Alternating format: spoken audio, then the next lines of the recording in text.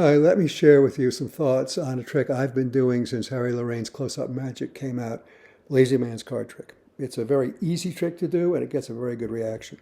I'll take you through the steps of Lorraine's original version. I'm going to leave patter out of both versions, otherwise this video would take all day.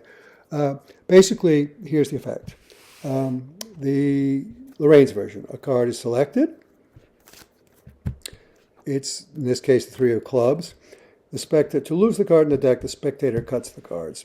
He cuts them as many times as he likes, and you keep telling him you know where that card is. To make it a little more difficult for yourself, you have it turned face up like so, and the cutting continues. All right, so a few times cutting it face up. Then you turn the deck face down again, and you push the button a few times. And after you push the button a few times, you can tell him that his selected card is fifth from the top. And sure enough, you count 1, 2, 3, 4, 5, and there is his selected three of clubs. That is a good trick, particularly when presented with a little bit of flair. It has some downsides to it. You can't show these cards as you count them because that happens to be a sequence of spades. In fact, therein lies the secret.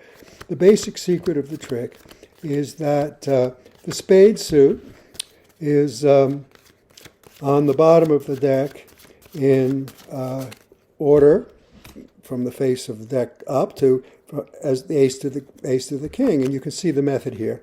When the selected card, in this case the three of clubs, is placed on top, cut as many times as you like.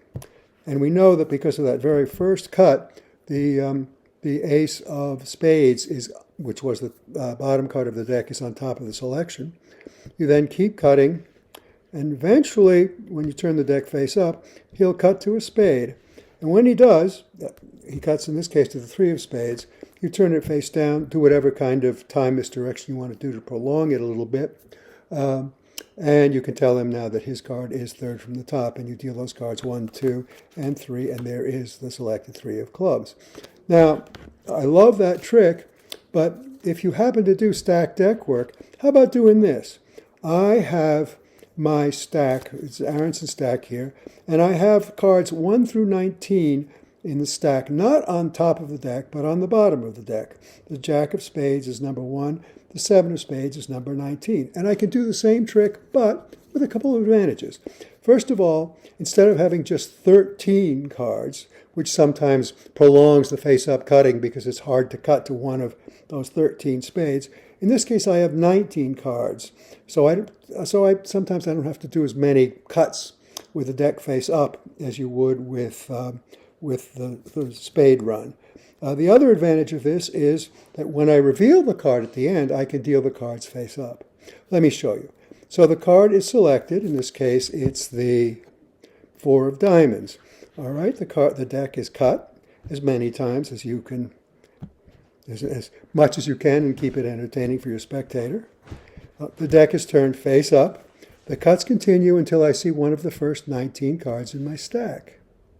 There's the jack of spades. That's the first card in my stack. I might not want to do that. I might want to tell him to cut it. Sure, why not? We'll have this jack of spades is number 1 card in my stack. I subtract that from 20. Whichever card I get, I subtract this place in the stack from 20, and that gives me the position of the selected card. Because this is the first card in my stack, I now know that his selected card is 19th from the top of the deck. I do my time misdirection, pushing buttons. Oh yes, it's now second from the top. It's now 14th from the top. Push it one more time. It's 19th from the top. Don't believe me. And now I can deal face up because I don't have a recognizable spade run here. These are apparently mixed cards. So that's 3, 4, 5, 6, 7, 8, 9, 10, 11, 12, 13, 14, 15, 16, 17, 18, and 19, that 4 of diamonds.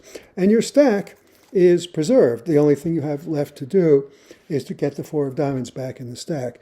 Now, a recommendation, rather than simply fussily putting it back into the stack, it's much better if they're paying attention to the 4 of diamonds and you cut the deck at the point where the 4 of diamonds should go, so that you can sort of casually put it on top and cut it. It doesn't look as fussy as trying to fit it in. That's a little bit too obvious. Anyway, those are my thoughts on a very good, very old trick, the lazy man's card trick.